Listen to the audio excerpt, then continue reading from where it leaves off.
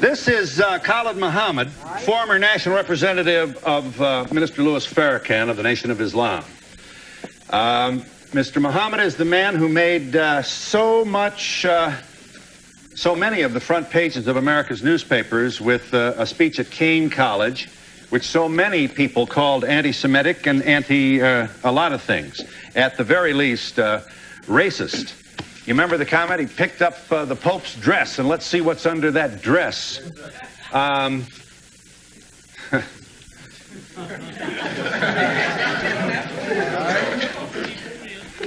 Here's what you said about Colin Ferguson, the man who shot a Jamaican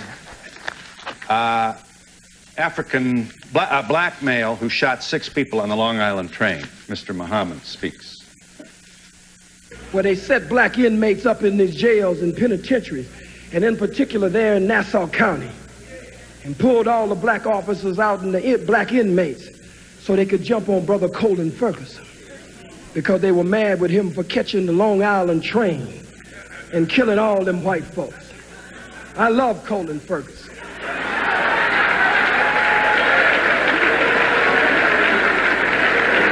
I have no official position, so I can say I love him. You love a man who randomly killed 6 people on a commuter train?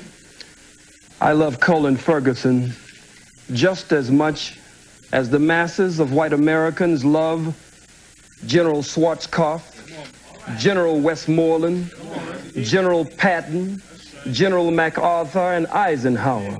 America awards her killers, and they get ribbons and stripes and bars. I'm sensitive to the pain and suffering of the loss of life on that train, but I'm one of the rebellious slaves. And so when black people stand up out of pain and suffering and frustration, I understand after 500 years. You also... You talk about the response of some African Americans to, for example, the book which attempts to prove that the Jews are involved in the slave trade. I'd be happy to let them see that. You talk about when white folks can't defeat you, you said in your speech at Kane, they'll always find some Negro, some boot-licking, butt-licking, buck-dancing, bamboozle, half-baked, half-fried, sissified, punkified, pasteurized, homogenized nigger that they can trot out in front of you. I would ask you, Mr. Muhammad, is Jesse Jackson a boot-licking, homogenized nigger? To the best of his ability, I believe he tries every day to do that. Here you are mocking Jesse Jackson at a speech, I believe this is Howard University. Roll the tape. Oh, boot-licking, buck-dancing, scratching, shuffling, messy Jesse Jackson. You keep.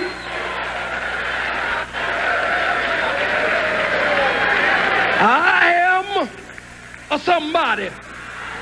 I am a somebody who keep hope alive. I am a somebody. I don't rightly know who the hell I am, but I am somebody. Yeah.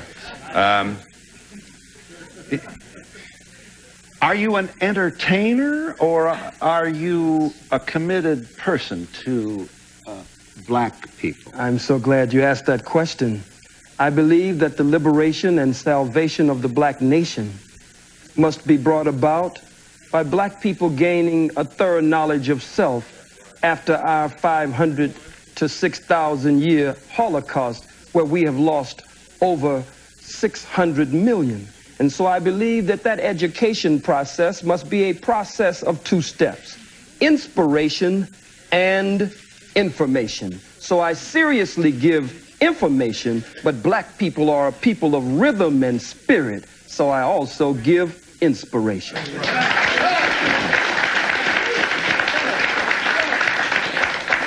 From your speech at Kane College in 1960, Chief Luthuli, the head of the ANC, received a Nobel Peace Prize, you reported to your audience, reminded them, for nonviolent struggle. Yes. Just like Mandela just received it with F.W. de Klerk. How could you stand with your oppressor and your enemy and receive the Nobel Prize for nonviolent struggle? You have, you do not support, then, Nelson Mandela's strategy in the struggle to free black people in South Africa?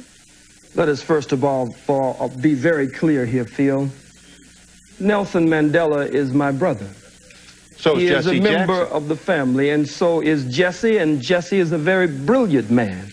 We just want him to return home and stop being used by the enemy and the oppressor against his people. Now back to Brother Nelson Mandela.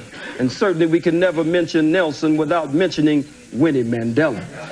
But Nelson Mandela's attempt at a multiracial government in South Africa after the murder of men, women, children, and babies, and the rape of South Africa, a criminal settler colony that has been established like Israel there in that part of the world. I cannot go along with one man, one vote. Let me say why. If someone broke into your home, Mr. Donahue, and actually bum-rushed your home, and black boots stomped your door down, and came in and robbed and raped everyone in the household, and was able to take the wealth of your home and parlay it into an empire.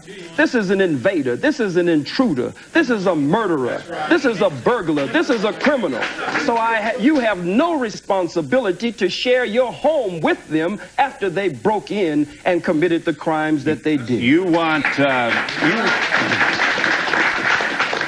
You said about South Africa, we give him, that is to say, white people, 24 hours to get out of town by sundown. That's all. If he won't get out of town by sundown, we'll kill every white that ain't right that's in sight in South Africa. We kill the women, we kill the children, we kill the babies, we kill the blind, we kill the cripple, we kill them all. We kill the faggot, we kill the lesbian, we kill them all. You say, why kill the babies in South Africa? Because they're going to grow up and oppress our babies, so we kill the babies. Are you seriously presenting yourself as a man interested in the future of your people with this kind of rhetoric? I'm just as interested in the freedom of my people as I am in the self-determination or the Kujichagulia, self-development, them being self-defining, self-respecting, and self-defending.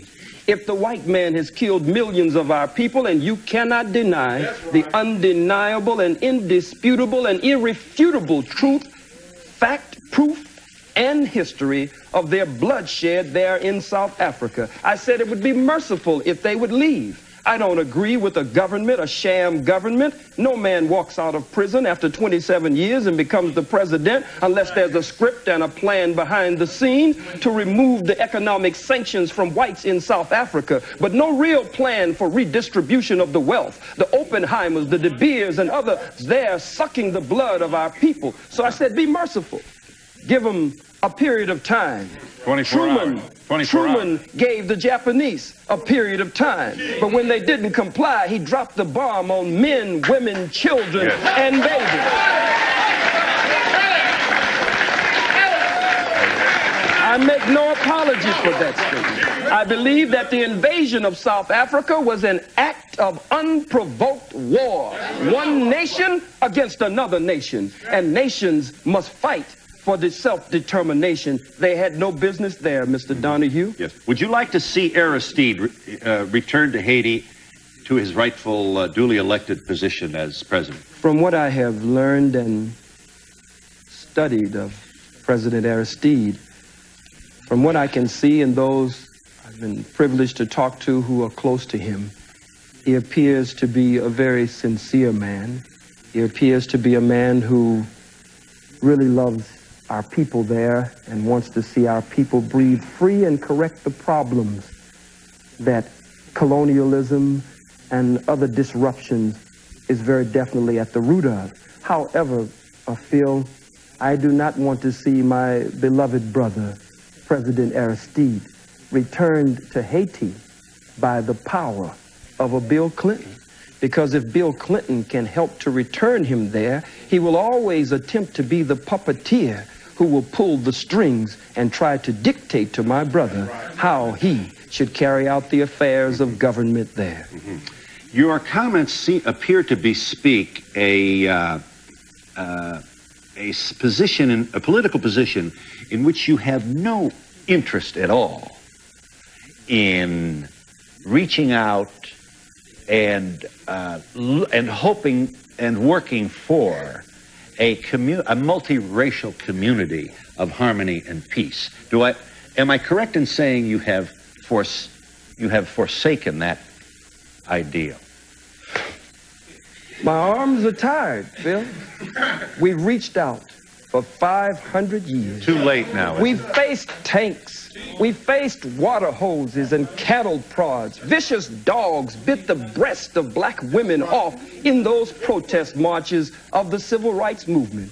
Vicious four-legged dogs sicked on us by two-legged dogs, bit into the groin and the private parts of black men, women, and children. So, Mr. Donahue, I believe that the white man is absolutely disagreeable to live with in peace, and that no one has been able to get along with him nowhere on the face 196,940,000 square miles of the planet Earth.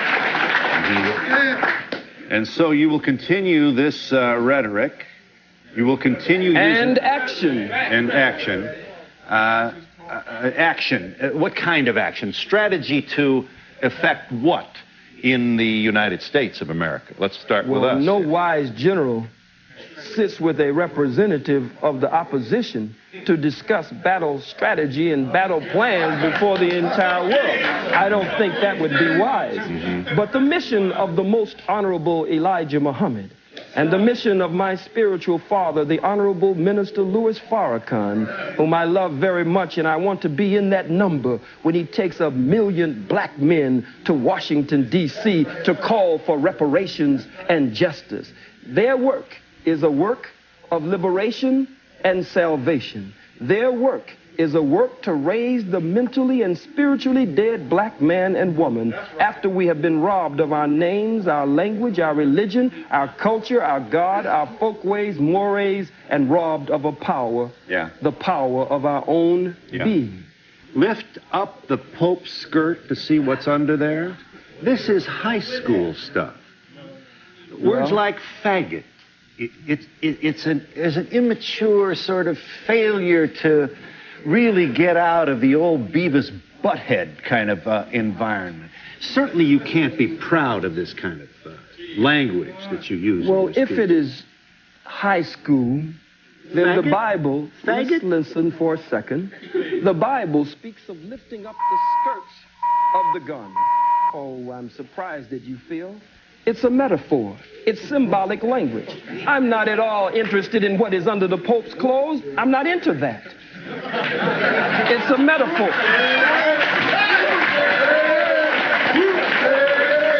Let's see what's under there. But it is a metaphor to say, let us expose the Pope, according to H. Shelton Smith, President Emeritus of Duke University, in his book entitled In His Image, quote, the Catholic Church and the Pope were directly involved in the institution of slavery. They financed slavery and gave the okay that it was good business to sell Africans. Lift up the skirts of his garment so that we can see the shame and reveal what has been hidden. But it has nothing to do with sexuality whatsoever. What do you suspect has been hidden? I believe that it has been perpetrated. And why would we want to lift up his skirt to discover what it might be? Well, we're saying lift up the skirt again. I don't believe you're missing what I'm saying. Lifting up the skirt again, as the scripture says, raising the skirts of the garment. I'll say it once more for you, and only once more. Has to do with revealing the history, the hidden history. When you lift up someone's garments, then you show their shame. You show up their private parts, that which they normally hide from the rest of the world. I'm not dealing with organs under the garment. I'm dealing with the organ of slavery and those parts that have been kept private from the masses of the people. We are in New York City with Khalid Muhammad, and we'll be back in just a moment. Here is just one of the comments that provoked the Anti-Defamation League to take out a full-page ad in the New York Times and other newspapers. What the ADL did essentially was publish in the New York Times some of the things that you said. Here's a part, this is an audio tape, of part of your speech to Kane College last November that created such furor. Khalid Muhammad speaking. The hook-nosed, bagel-eating, locks-eating, imposter perpetrating a fraud, Johnny-come-lately, just crawled out of the caves and hills of Europe, wanna be you. Not presuming you haven't been asked this before, but may I ask you kindly to speak to the loved ones of Schwerner and Goodman, who died with one of your brothers, Cheney, buried in a shallow grave in the South in the middle of the Civil Rights Movement because this black man was seen with two white Jews down there causing trouble, trying to promote the civil liberties of your people. Two Jews found in a shallow grave. I happen to have met the mother of one of these very brave people. And when she sees this, we can only speculate what must go on in her heart. You would want to say what to her? I don't have anything to say to her. You just condemned all Jews with that observation, with this alliterative kind of Jew bashing that so excites your largely male audiences. Well, I wonder why. It means that I speak the truth. I speak to the pain and hurt of the masses of black people. I speak that which many of them wish they could say. That's why they cheer and applaud. Speak to Mrs. Goodman. And I speak that also, Speak to which Mrs. many Goodman. of them only whisper behind closed doors. I think it is very arrogant to put this on the screen, and for you and for others to attempt to tell me, one of the Holocaust victims of the African Holocaust, displaced in the death and decadence of the diaspora of the Western world after having been robbed and raped and murdered, to tell me how to hurt. These are strong words that you put on the screen, but you cannot tell the aggrieved and the victim. As I was talking to Brother Malik Zulu Shabazz, the young student warrior from Howard University, and we were going over this, and we said, how do they expect to tell we who have suffered so much how we should speak? When you're hurt, you'll say faggot, you'll say cracker, but you don't want to give me time to say where these terms came from and how they apply to your people here in America. If it is true that I don't want to give you time to explain the etymology of these words, it is also true that you apparently don't want to respond to my question regarding the loved ones of two Jews who lost their lives to stop the diaspora of the black people. I don't know. Do you have any? I don't know why they were there, and you don't know why they were there. But Really? I must say this. So you're wondering whether they were there for your people? I'm not wondering at all about them. I'm concerned with the suffering and the pain of the masses of black people. No one wants to pay reparations. The Jews received over $100 billion in reparations and gets $4 billion annually. A Holocaust museum was set up for them on this soil for over $200 million, and they get $21 million annually just for operating expenses. But the Catholic Church, the Pope, the Jews, the Arabs, white people in general, no one wants to pay reparations to these, the sons and daughters of Africa. So I speak to them. I speak to them. I don't speak to the family of those two Jews. There are too many of us for me to speak to them. You don't want to take any time to make any particular We've given statement. all the time we've been in America. Now it's time we do something for ourselves. We are the same people, Phil, that when you beat us and rearrange our eyeballs in the socket and rearrange our face and beat us and stomp us before the world, we're the same people that get up because God just made us with tender and sensitive hearts as his chosen people and say, well, can't we just get along?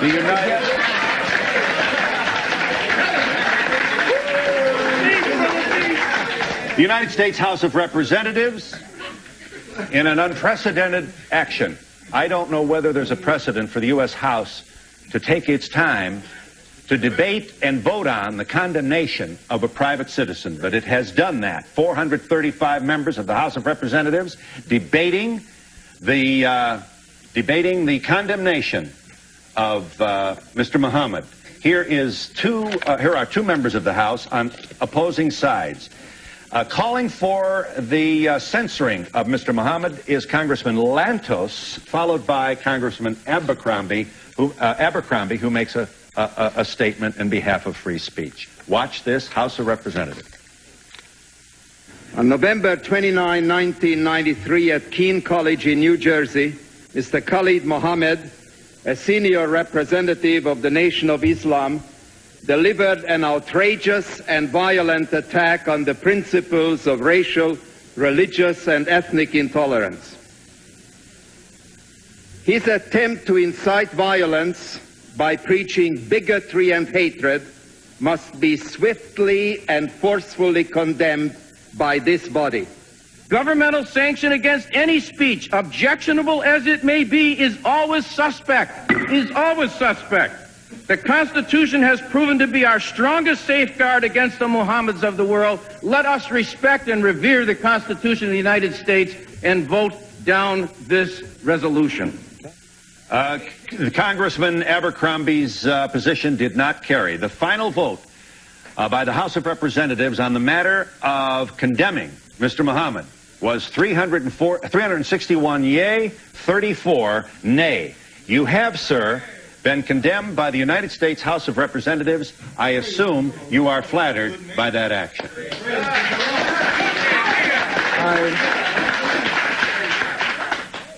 I believe that my ancestors, I believe that the blood that cries out from the grave of my ancestors who went to an untimely death at the hands of the white wicked slave traders, I believe that they cry out, their spirit is around me and their spirit emanates from me. And I believe that as a righteous man of God, but as a freedom fighter and a revolutionary, it is one of the greatest honors that could be paid. And we'll be back in just a moment.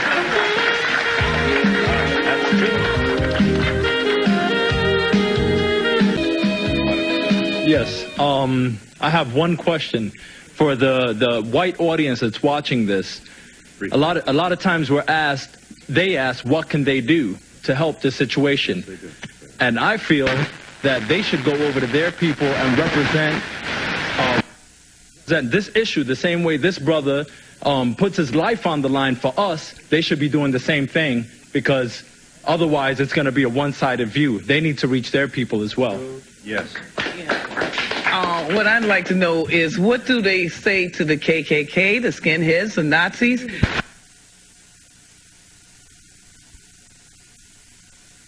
All white folks support the KKK. Well, enough of them do. Yes.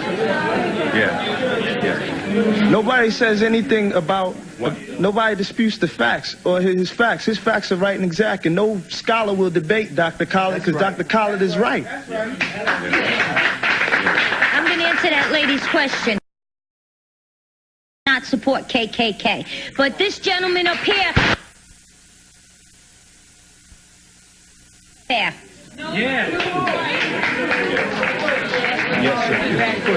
Yes, my thing is, if what he's saying is not true, let's bring somebody forward to prove him to be a liar.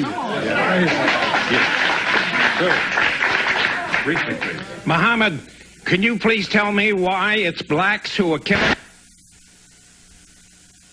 in Rwanda and other places? And can you please tell me why from Haiti, blacks from Haiti are just risking their lives to come here to the United States of America? I'll tell you if I get a chance. Black people have been robbed, as I said earlier, of a knowledge of self. And when you rob people, sir, of a knowledge of self, then it means that they start to take on the characteristics and the nature of their oppressor and their colonizer. And his mind, by automatic, systematic, remote control, rules in our people. He gives them the guns and the weapons and the drugs and the alcohol, the way you did our brothers, the red man and the red woman, brothers and sisters, the way you did our Latino brothers and sisters, and then you pit one against the other and then say, look at what these people are doing. Yeah.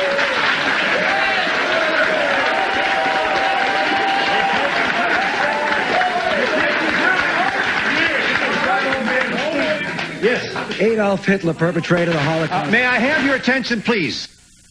Adolf Hitler perpetrated the Holocaust on 11 million people that died, 6 million of which were Jews, 5 million were others. Am I to understand that you would very much support his way of doing things, and him for that matter? Sir, this is not reverse racism nor discrimination that you could tie into your statement on Hitler. If the slave master is whipping the slave and blood is running down the slave's back, and that's incidentally where the term cracker comes from the cracker man who was had the crack of the whip on the slave's back. But if the slave takes the slave master's whip from him and starts whipping the slave master with his own whip, that is not reverse racism, that is not reverse discrimination, that is the slave getting out from under the yoke of bondage and oppression. I don't advocate what Hitler has done before the world. Hitler's struggle. I went to the Holocaust Memorial Museum and I tried to separate Hitler as a freak of nature from the rest of white people. But after all that we have gone through, I know that there's a little bit of Hitler in all white people and a lot of Hitler. And we'll be back in just a moment.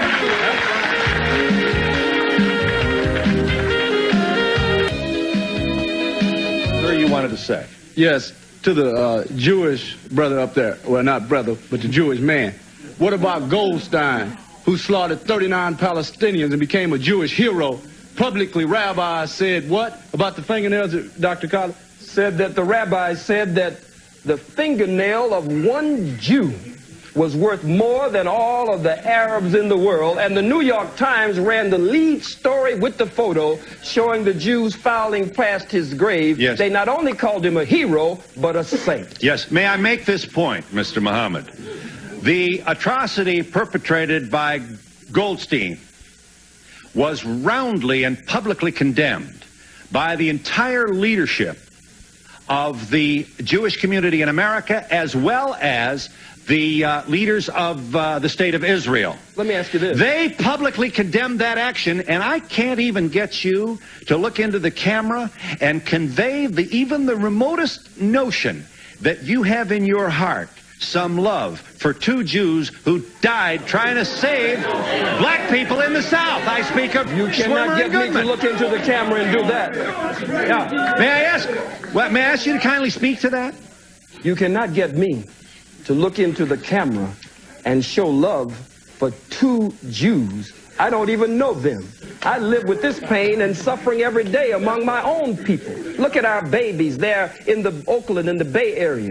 They're watching Schindler's List. You have your Schindler's List, but for us, it's been a swindler's list because someone is attempting to steal our birthright. They stopped the movie. Take our babies out of the movie as though it's such a moral outrage. And then Spielberg comes in. The governor comes in. What about the statements of the Jew, Howard Stern, the comedian, Jackie Mason? What about Moshe Dayan? What about the fact that members of the Senate have made racist comments and Congress, and they were voting against me, but they were not brought up by their own colleagues in that so-called august body? Yes. Hello. What I'd like to point out is, just as you said that you can't judge all black people by one person, you can't judge white people by just Hitler. What you have to realize is that we're in a diverse nation. which is America, and we have a lot to learn from everybody in this room. I feel I do, from all black people, all white people, and anyone else who happens to be in this room with me. America's the first. Briefly, sir. Yes, sir. Mr. Muhammad, could you please tell me, does Islam believe in Judaism and Christianity? And under Islam, are Jews and Christians are people of the book? Do you believe that? And further, do you believe, sir, that one people and one book sent by the same one God? And you referred to the people up front that they are your brothers. Is it possible, Muhammad, Mr. Muhammad, that I am your brother also? And is it also possible that we are brothers truly responsible for each other? Is that possible? The Holy Quran says that the messenger of God believes in what has been revealed, and so do the believers. And I am a believer. In Islam, we believe in one God whose personal and proper name is Allah subhanahu wa ta'ala. And that one God, we believe, sent all the prophets and the great ones in the great line of divine, and we believe in all of the revealed scriptures. I don't know you, sir. I could feel that if you were attempting to live according to the law of God, then you might be my brother in the faith, but not my brother by nature. Mr. Muhammad, are you aware, Mr. Muhammad, that the courts-martial system on or about or in or about World War II condemned many black sailors for their involvement in handling munitions, where many of them died as a result of their handling these munitions? Would you believe, Mr. Muhammad, that the Jewish war veterans that I'm proud to represent took this issue on, and we have condemned the United States Navy as it relates to the deaths of these sailors, and we have condemned them for their continuance dishonorable discharge of these black sailors? I ask you, Mr. Muhammad, what have you done on this specific issue? Well, it's kind of difficult to believe you on anything, but I would say this, that I do know that during that same war, that America was, as is today, so racist until the German officers, when they were captured, could eat in the same mess hall and have the same accommodations as the white American officers. But the black troops were segregated, couldn't come into that mess hall unless they were scrubbing the floors and washing dishes. So it was a white man honoring another white man, though one was American and one was German, and they were supposed to be enemies. There was still a tie that was able to bind the two together. And we'll be back in just a moment. Yes. Yes. You want to show that? What is that? Is that a... It's a black man being burned alive with an audience like this cheering and applauding and tiptoeing to get in the picture. Mm-hmm. Yes, ma'am. Yes, hi. Yes. I'm representing Queens College, and everyone is talking about... that we have as students is our history is not being taught in the textbooks. Right. And by me being a student and a citizen of America, I would like to know, when is that time going to come so you can learn about my history and understand my people? We are not in your books. Yes. Sir. Yes, Phil, I like to say that, you know, what he's saying is being backed up by Jewish scholars as well. This is not only the information that Khalid has. Jewish scholars have the information. I'm from Fort Worth, Texas. He came to Fort Worth, Texas, where the police department is killing black men wholesale. 6 black men have been killed in less than a year. But through his effort, there's been a change on the gang members' part in our community. So we appreciate Brother Khalid.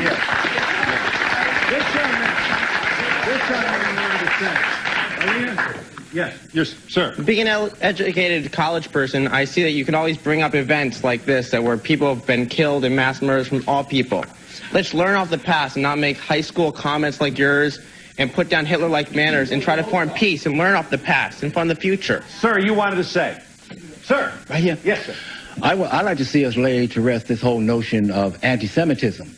The one thing that it is an incorrect statement, because the whole idea of a Semites were people who lived in southwestern Asia, including northeast Africa and the Arabian Peninsula, who spoke Ugaritic, who spoke Ge'ez, who spoke Ethiopic, spoke Hebrew, who spoke Arabic. Those are our people. We are a Semitic people, therefore we cannot be anti-Semitic.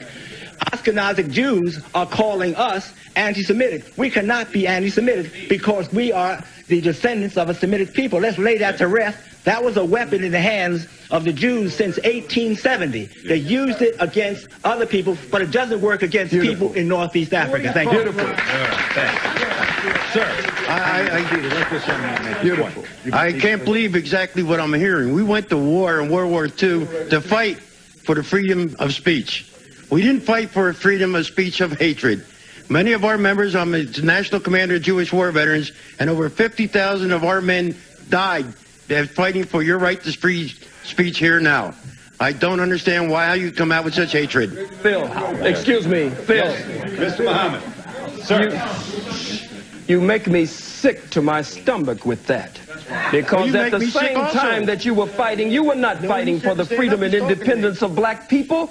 Soldiers, black soldiers in segregated companies lost their lives on foreign soil there, but would have to come back and fight just to get a bite to eat and not have to go to the toilet on the side of the road somewhere in the bushes. So you're nothing but hypocrites, and you won't pull that small-time stuff over on me.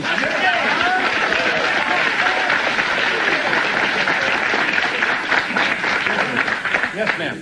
Why don't we talk about how the merchant Jews come into our black neighborhoods and they suck the life and the money out of our neighborhoods and put it back into their neighborhoods? Yeah. Briefly, sir. Briefly. First of all, I'd like to say peace to all the gods and earths and all the people that came here to represent. Brother Khalid is definitely a true warrior in the cause of black struggle. What I'd like to say as a young black youth is that I feel that America has subjected me to a Holocaust. You understand? From all my ancestors all the way back to even right now, Rodney King, the brother in Staten Island, all we've been subject to is death and destruction here. And as far as Jewish people, in the Bible, it say that ye are of the synagogue of Satan. And I'd like to ask you people, why do you feel that you have cornered the market on sympathy, and why can't you feel the pain of the black Holocaust? Why do you think that when we say the black Holocaust that it's some blasphemous statement? I'd like for y'all to address that. Yes. All right. Beautiful. First of all, sir. Yes, first of all, with regard to the last speaker, the NAACP was partially founded by Jews. But now I'll get to my question. All right, now let me just say one final point. Eldridge Cleaver once said, if you're not part of the solution, you're part of the problem. And I'd like to just end this show, hopefully, by some positive note and ask Khalid if perhaps he'd tell us what his real agenda is. Is it just to go out and try to talk about hating people, or are we going to have a race war, or are we going to have cooperation? We're going to try to work together. Yes, thank you for the question. I'll give you an opportunity to answer that question when we come back in just a moment.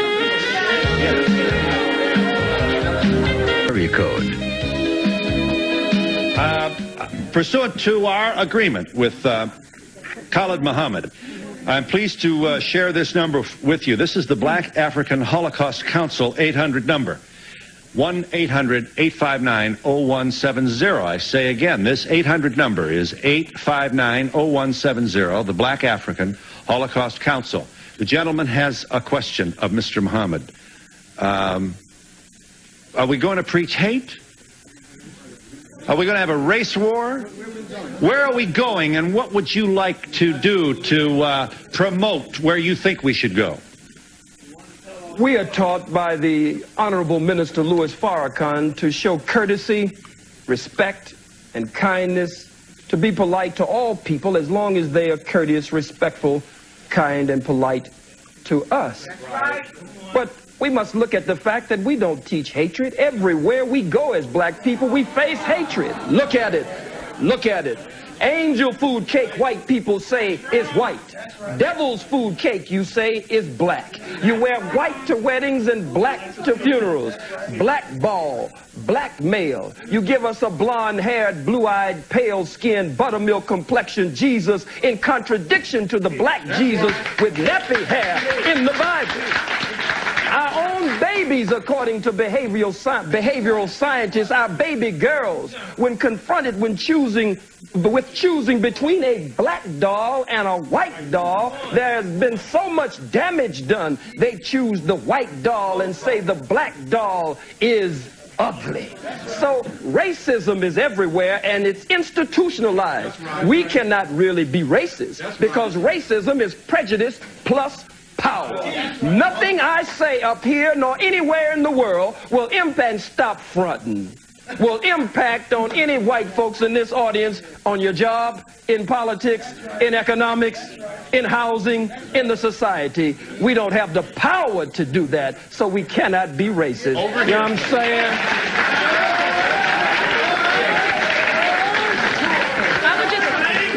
I would just like to say to this gentleman, I would like to say to this gentleman and all other people who are not blessed with melanin at this point in time, to understand that what has happened in our history is that you have been misinformed as much as we have been misinformed. Much of the information that is brought forth, not only from Dr. Muhammad, but other areas, other scholars, are not available to you, as a sister said, in your curriculums that you have for 400 years when you did not allow us to read and write and was being hidden. Whether you, sir, personally did that or not, it was a legacy that was passed on to you. And I end by saying the Holocaust is simply the greatest atrocity on film. Ours was not filmed.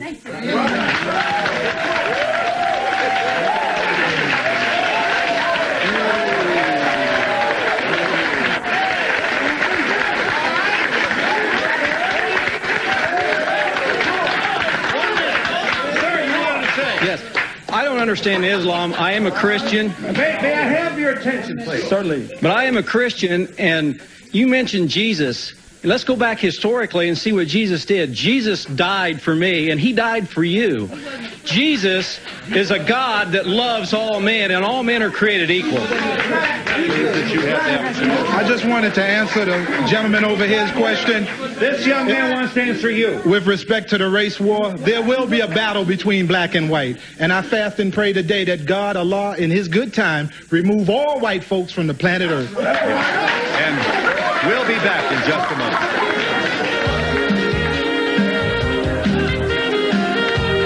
I feel the gentleman over there made an incorrect statement. That really was not necessary. That's all. Okay. Yeah. Seconds left. Second.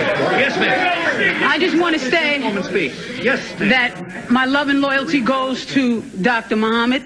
And sister over here is a little lost. She got the contact lenses in, you know, the fake lenses, but we won't go into that, you know, it's no news. All right, my point is, there is, you know, we seem to be attacking issues that really have no relevance. This man making a statement that is factual, like brothers and sisters said. These are in the books written by Jewish scholars, not by him.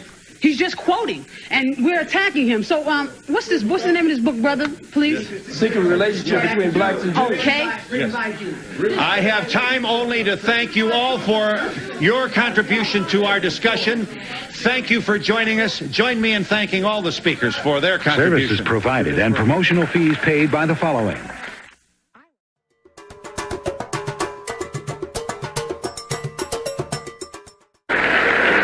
I have no official position, so I can say I love him. You love a man who randomly killed 6 people on a commuter train?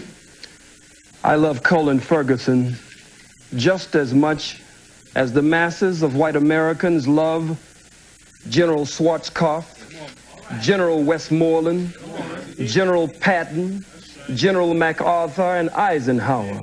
America awards her killers, and they get ribbons and stripes and bars. I'm sensitive to the pain and suffering of the loss of life on that train, but I'm one of the rebellious slaves.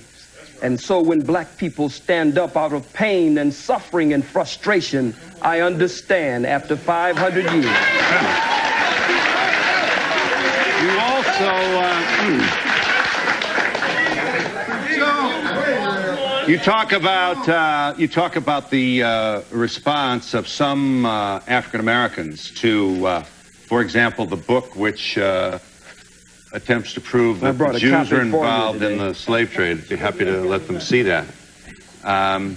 You talk about when white folks can't defeat you, you said in your speech at Kane, they'll always find some Negro, some boot-licking, butt-licking, buck-dancing, bamboozle, half-baked, half-fried, sissified, punkified, pasteurized, homogenized nigger that they can trot out in front of you. I would ask you, Mr.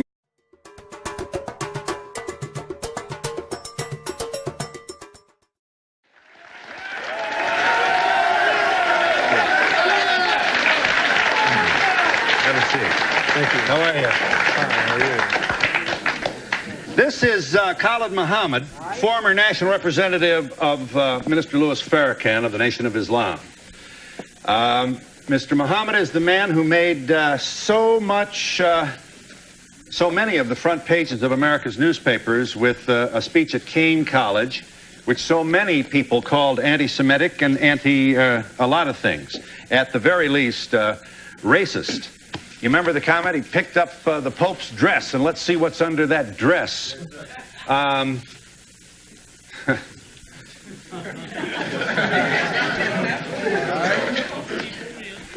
Here's what you said about Colin Ferguson, the man who shot a Jamaican black male who shot 6 people on the Long Island train. Mr. Muhammad speaks. Where they set black inmates up in these jails and penitentiaries, and in particular there in Nassau County, and pulled all the black officers out and the black inmates so they could jump on Brother Colin Ferguson because they were mad with him for catching the Long Island train and killing all them white folks. I love Colin Ferguson.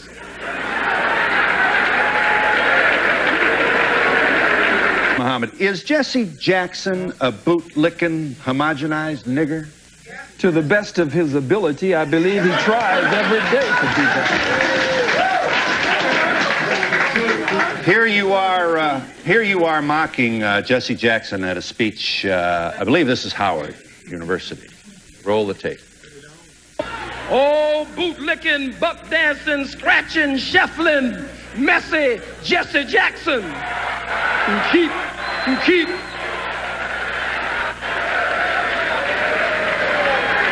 I am a somebody. I am a somebody who keep hope alive. I am a somebody. I don't rightly know who the hell I am, but I am somebody. Yeah. Are you an entertainer, or are you a committed person to black people? I'm so glad you asked that question. I believe that the liberation and salvation of the black nation must be brought about by black people gaining a thorough knowledge of self after our 500 to 6,000 year Holocaust, where we have lost over 600 million. And so I believe that that education process must be a process of 2 steps: inspiration and information. So I seriously give information, but black people are a people of rhythm and spirit, so I also give inspiration.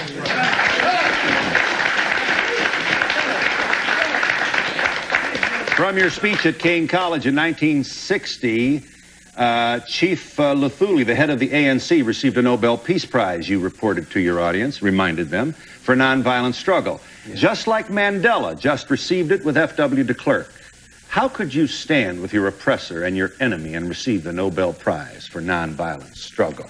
You do not support, then, Nelson Mandela's strategy in the struggle to free black people in South Africa? Let us first of all be very clear here, Phil. Nelson Mandela is my brother. So he is Jesse a member Jackson of the family, and so is Jesse, and Jesse is a very brilliant man. We just want him to return home and stop being used by the enemy and the oppressor against his people. Now back to Brother Nelson Mandela. And certainly we can never mention Nelson without mentioning Winnie Mandela. But Nelson Mandela's attempt at a multiracial government in South Africa after the murder of men, women, children, and babies, and the rape of South Africa, a criminal settler colony that has been established like Israel there in that part of the world. I cannot go along with one man, one vote. Let me say why. If someone broke into your home, Mr. Donahue, and actually bum-rushed your home, and black boots stomped your door down, and came in and robbed and raped everyone in the household, and was able to take the wealth of your home and parlay it into an empire. This is an invader. This is an intruder. This is a murderer. This is a burglar. This is a criminal. So you have no responsibility to share your home with them after they broke in and committed the crimes that they did. You want... You said about South Africa, we give him, that is to say, white people, 24 hours to get out of town by sundown. That's all.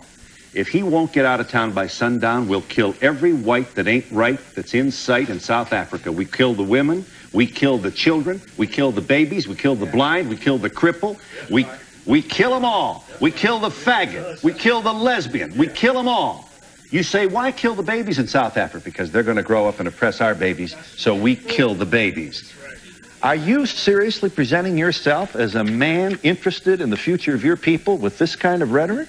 I'm just as interested in the freedom of my people as I am in the self-determination or the Kujichagulia, self-development, them being self-defining, self-respecting, and self-defending. If the white man has killed millions of our people, and you cannot deny the undeniable